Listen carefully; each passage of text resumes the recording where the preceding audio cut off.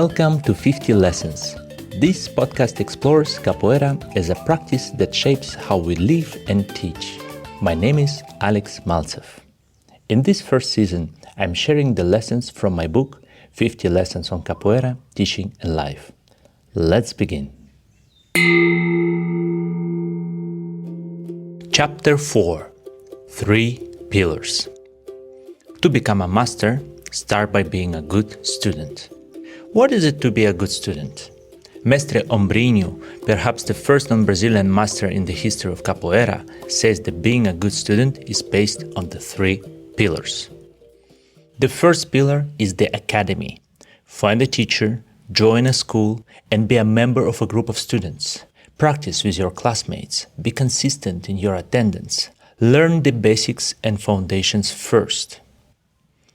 The second pillar is homework. There is no good capoeirista or world champion who has succeeded by attending regular classes alone.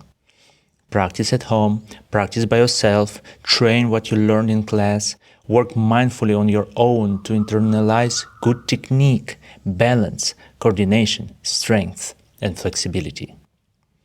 The third pillar is travel.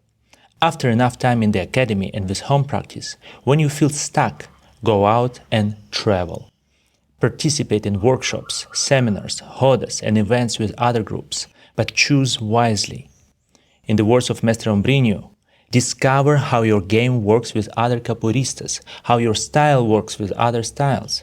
Find things you admire in the practice of others. Reinforce what you like about your style. Find areas for development. End of quote. These 3 pillars are the foundation for a good and well-balanced capoeira. If you feel stuck or like you have hit a plateau, go back and check your pillars. Maybe you got too comfortable at your academy and it's time to put in a bit more time for self-practice. Maybe you are one of those capoeira hermits who train too much on their own, and when they come to a roda, it's hard to connect and play with them.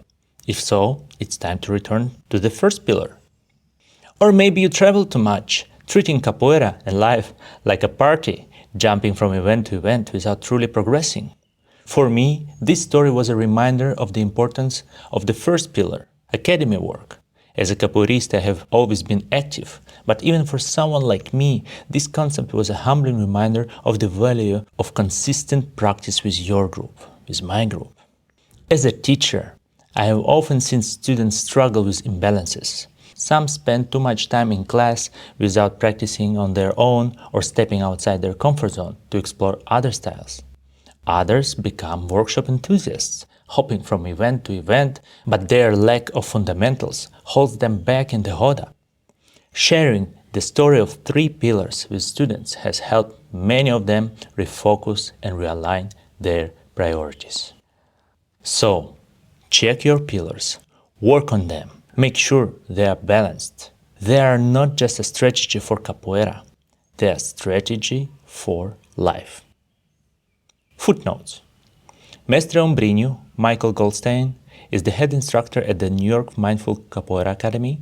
Mestre Ombrinho is the first non-Brazilian to become a capoeira master in the US. Thank you for listening.